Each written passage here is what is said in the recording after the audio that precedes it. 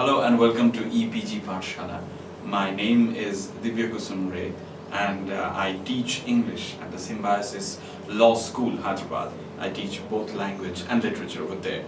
Before I go on into the details of this module, please do remember that initial stage I shall be giving you a very few words about the objective the entire module is supposed to be performing for you. And then we shall be going into the politics and the assigned dramatists that has been given to us as a part of this module. We start. This module's objective is to make the listener aware of a particular moment in Bengali theatre, also in national theatre, but it started in Bengal. It is about the greatly gifted playwright, and basically he is also called as the father of modern realistic play in India, Bijon Bhattacharya. Bijon Bhattacharya, and the play that he has written, the play that he is most famous for is Nabanna, which is, if translated in English, that will be the Harvest Festival. We shall be talking about this play, but then again, before that, we will have to go into Bijon Bhattacharya. Through this module, you would be knowing the basic summary and the basic themes Nabanna tries to grapple with. At the same time, you shall be knowing about Bijon Bhattacharya, a few snippets from his life, and then again, what sort of politics he used to believe in. Also, his association, both professionally and personally, to IPTA. This point will be very important. IPTA as in Indian People's Theatre Association. One of the most important and epoch-making theatrical conglomeration that happened in the subcontinent. Started in 1942. But it was dissolved in 1948 with Bijon Bhattacharya leaving the group. But then again, IPTA was not only limited in the dramaturgy alone, it was going beyond. It was having its influence over the singing criteria, the music, and of course in movies. At that time, there were several very important stalwarts of Indian culture who was completely immersed in the IPTA business. For example, none other than Shashi Kapoor's father, Prithviraj Kapoor, Salil Chaudhary, and uncountable important, for example, Ravi Shankar as well. So Pandit Ravi Shankar as well. So there was a very big time that was happening over there in the entire dramaturgy section, entire cultural section. Bijon Bhattacharya is important because Bijon Bhattacharya was the first stalwart, the very first important dramatist the IPTA produced. Actually, IPTA came into existence with the idea of two people. One is Bijon Bhattacharya, the other one is great filmmaker of that time, Ritwik Ghatak. They were both very much friends to each other. Bijon Bhattacharya acted in several of Ritwik Ghatak's immortal films, but those are different contexts. Let us concentrate on Bijon Bhattacharya. Bijon Bhattacharya was born in 1915, and he was born in now it's Bangladesh, in the Zila Faridpur. He came over there in Calcutta and started his dramatic career. Now, one thing, once again, we need to keep ourselves reminding is that no dramatist is free from his or her own brand of politics. Bijon Bhattacharya was a communist and a hardcore communist. Remember, at that time, communism in India was supposed to be, at that time, I mean, just before independence, 1942 to 48. 1942 to 40 is basically the span of the life of IPTA as well, because after that Bijon Bhattacharya will be leaving IPTA. But then again, we must understand that communism was completely hand in glove with the entire IPTA movement. It spoke about the liberation, not only liberation in the political sense, but also in the financial and sociological sense, the liberation of the poor and downtrodden people of India. Communism and leftism got a very important revolutionary kick at the time in 1943. Why exactly? Because that was the time of the Great Bengal Famine. In order to understand what caused this famine, we need to look at two aspects. One is nature, the other one is politics. As we know that any famine anywhere in the world is actually initiated by nature. At the same time, there was several cyclones, and then there was less monsoon, and then there was a situation of drought at the time. But later on, much after the Britishers left India, the historians have found out that the 1943 famine was not actually nature-made. It was not natural. It was man-made. Why? Because remember, that is the time when the Britishers were struggling to put their foot over there on the country itself, the colony that was India. But they were slowly realizing that the ground is shifting beneath their feet and they will have to go. But before going, they were trying to completely destroy the economic and sociological and the financial backbone of this country. The famine happened because of hoarding. There were several people from the very grassroots level to the topmost level, even to the level of the ministers and everybody, who were hoarding money. Now remember, money doesn't always mean cash. Money might be in the amount of food grains as well, especially when there is a famine happening in the country. Naturally, any food grain is supposed to be way more valuable than gold, for example, gold or jewelry and everything. So what happened, the structure of the famine was, at the rural level, there will be people who are basically landed gentry, zamindars and jotdars and everybody. They would be having the food grains in their godown. Those food grains would be channeled into the cities, where it will be sold off in a price equal to gold, maybe sometimes even more valuable than gold, much valuable in the monetary sense of the term. Naturally, what happened is that the first wave of the famine hit the farmers, because the farmers didn't have the food to eat. Then again, the farmers started a mass exodus from the countryside because they were not having the food over there. They started coming towards the city. The city was like almost overnight completely filled with several naked, skeletal, black, because they were suffering from terrible malnutrition, with their bellies swelling up like balloons, and they would be sitting there on the platform of the station on the footpath, and they would be saying, one of the greatest tragic lines in history. In Bengali, it is called "Fan Dao." Fan Dao means please give me that juice that is made while trying to make the rice, trying to boil the rice. Basically, the rice boiled water. That is what they're asking. Why? Because rice is gold. Now, even if they get that much of water even, that would be better. And IPTA, which started in 1942, and the famine started in 1943, as you can clearly understand, IPTA couldn't shake off the responsibility that they need to produce an acute representation of this famine on stage. It was not play anymore. It was an activism, a social activism. And that was exactly happening when Bijon Bhattacharya took up his pen to write Nabanna, the harvest festival. Bijon Bhattacharya is a stalwart and one of the greatest dramatists born ever, specifically because he tried to capture this entire harsh reality of famine in its rawness. There is no song, there is no dance, there is no romantic story as such. Whatever is happening on the stage is pure cold-blooded suffering. So that Bijon Bhattacharya thought the audience watching this play should be shaken out of their sleep, should be shaken out of their ignorance, and they can be taking a very important part in basically abating the entire issue, the entire situation that is happening.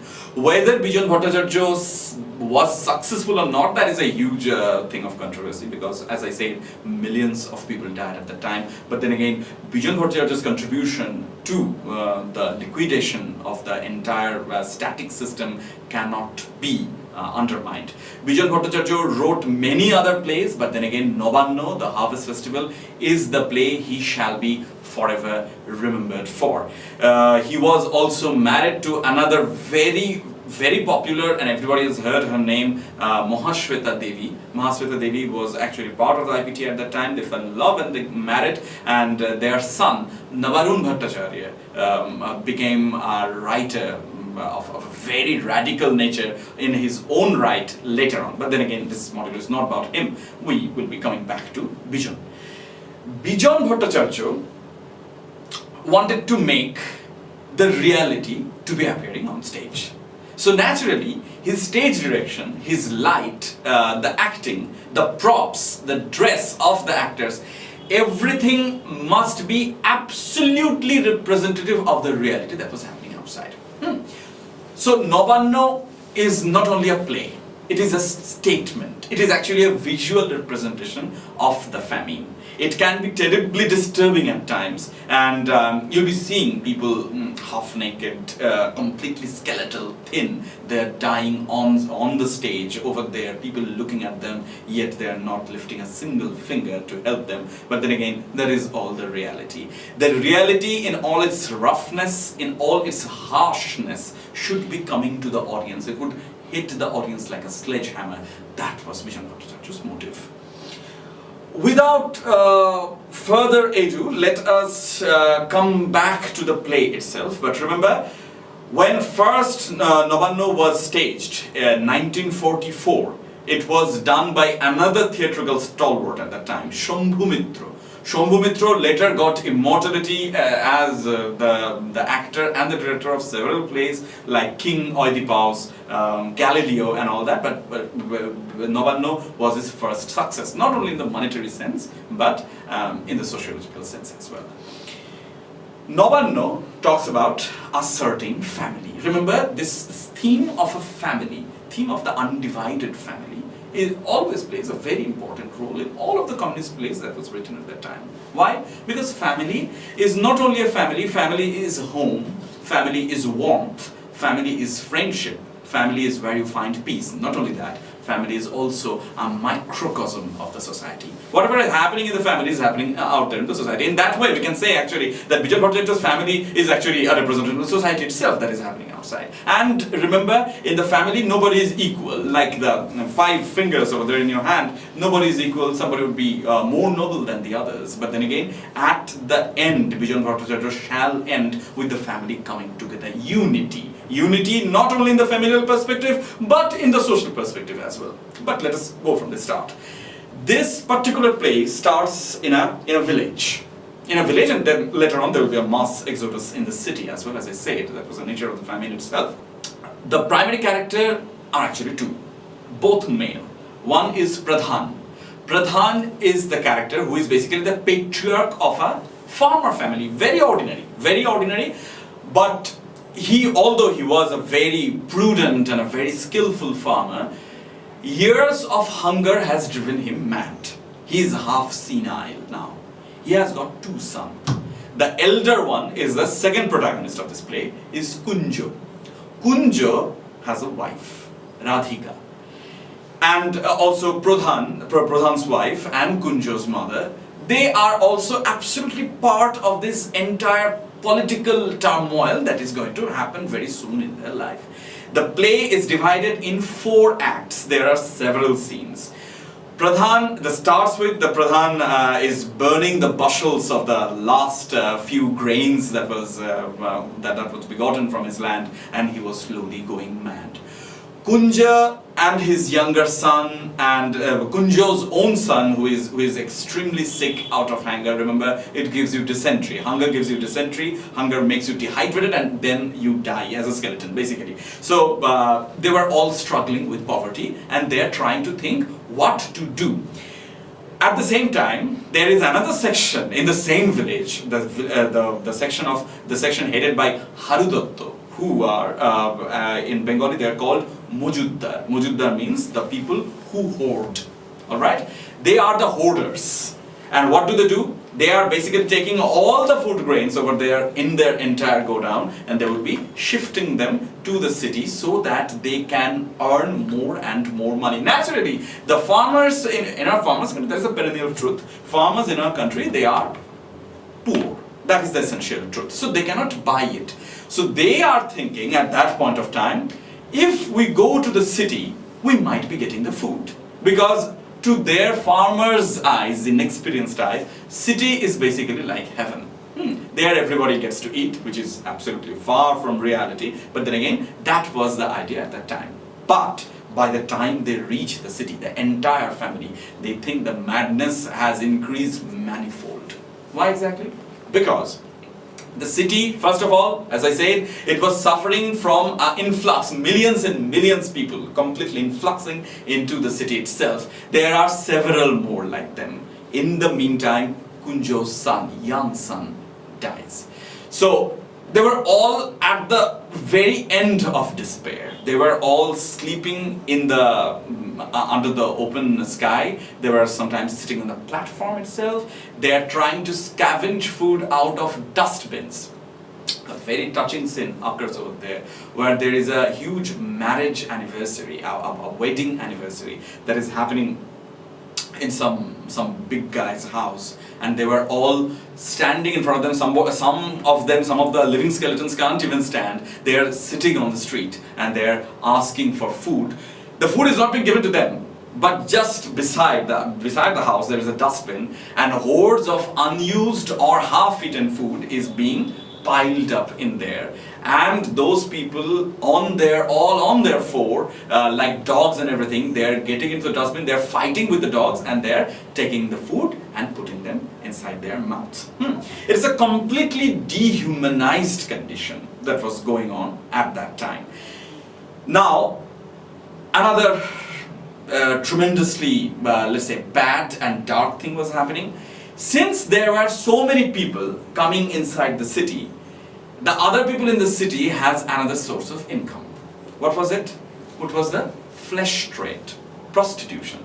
Since there were so many people, so many women coming, many of them young and beautiful, they were putting the bait in front of them that if you agree to get into the prostitution ring, then you would be given money. And if you are given money, then you can buy the food. If you have the food, then you will survive. So basically the nature of survival is such, Bijon Bhattacharya shows us, that human beings do not hesitate to stoop to the extreme low, even if it's necessary.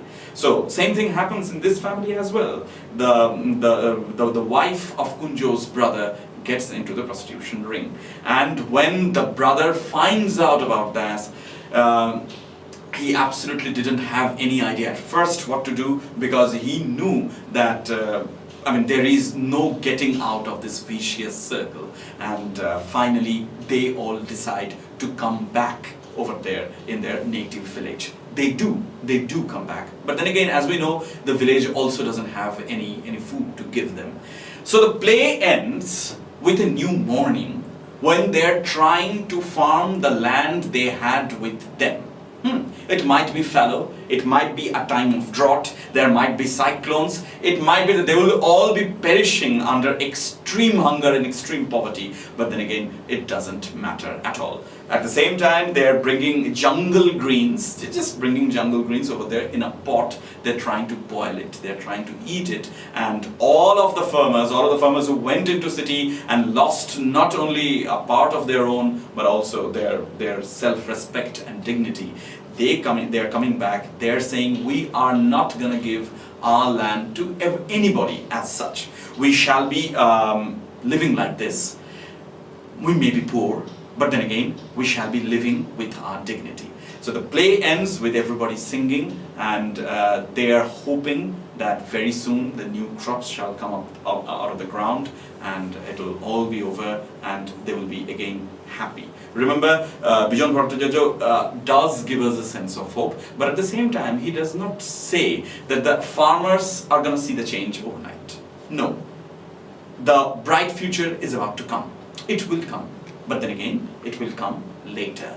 Most important thing is the hope that it will change, because Bijon Bhattacharya says, if there is no hope, there is no human being. as we understand from the story of Nabanna, that it's, first of all, it's simplistic. Yes, it is simplistic because famine, the nature of hunger, the nature of suffering is simplistic. What is so simple about it? You suffer.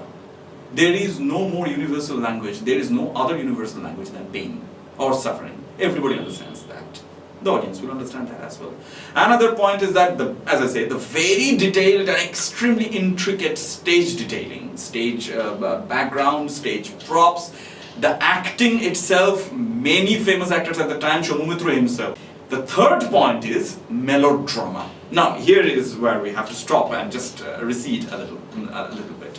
Melodrama. What is melodrama? Melodrama is basically the kind of acting or the kind of dramatic representation which puts the reality to you but puts in a very bombastic fashion.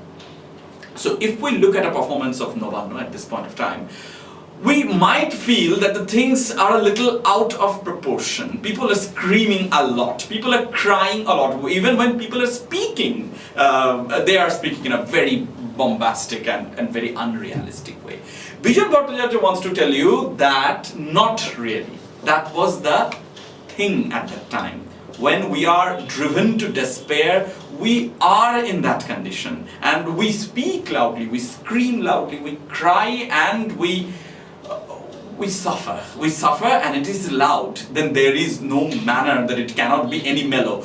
Because when people are suffering from hunger, there is no politics involved as such. So in order to hit the audience as much as he can, in order to make the audience suffer with the suffering people on stage who are actually nobody but their own brothers and sisters, in a way, Bijon Bhattacharya composed Nabanna. Before we wrap it up, let us just summarize a little. Remember, Bijon Bhattacharya is a stalwart of IPTA, IPTA being Indian People's Theatre Association. It was not limited into dramaturgy alone, it was in films, it was in music, it was in whatnot. But then again, our point of contention is drama only. IPTA had the sociological perspective that they will have to address the thing that is happening. They would have to address the issue of hunger that is happening in India at that point of time. IPTA might have dissolved with time, and Bijon Bhattacharya left IPTA in 1948, but IPTA's influence can be heard even now. And Bijon Bhattacharya single-handedly in the mid-40s completely changed the face of Bengali theatre. Because remember, Bengali theatre before that was what? Theatre is what? Entertainment. Naturally, there will be many entertaining possibilities over there in theatre at that time. There will be a romantic story, there will be songs, there will be dances, there will be a hero, there will be a villain. For the first time, Bijon Bhattacharya brings real-life characters. He says that no, all of these theatres that we see from our perspective, they are nothing but a crude version of reality. Reality doesn't operate in this way. Reality is out there. Reality is out there on the street, on the pavement, on the footpath, in that dead body that is lying over there, like all fly blown and black and bloating for the past few days. That is reality, and he represents the reality over there on the stage. You might be disgusted, you might be finding it awesomely bad, melodramatic, but then again, that is the sociological reality that Bijon Bhattacharya chose to see. The text of Nabanna is found everywhere in several versions, of course in English. I would certainly urge you to read that, and if you need any other informations, please do refer the e-text and learn more section, because there are other informations regarding the play, regarding Bijon Bhattacharya and the characteristics of his play in general. But before I say the final word, remember two things. First, reality is equal to melodrama. Melodrama might seem unreal, but that was the point at that time. Actually, reality became a melodrama, and it is not the melodrama of the television melodrama that we see these days, or the film melodrama that we see in the commercial movies. Not really. It is the melodrama of reality. Reality is loud. Reality is black. And the other point is, of course, IPTA. IPTA, Indian People's Theatre Association. As you can see, Indian People's Theatre Association. The people will be involved in this. Now, this involvement of people would be taken forward by several other people in some other module where you would be learning about Bhattacharya, who would be bringing people even in a more radical sense into the play itself. But remember, Bijon Bhattacharya's job was to initiate it, and Bijon Bhattacharya did that. Thank you very much. I think we shall be meeting each other once again later on. Thank you.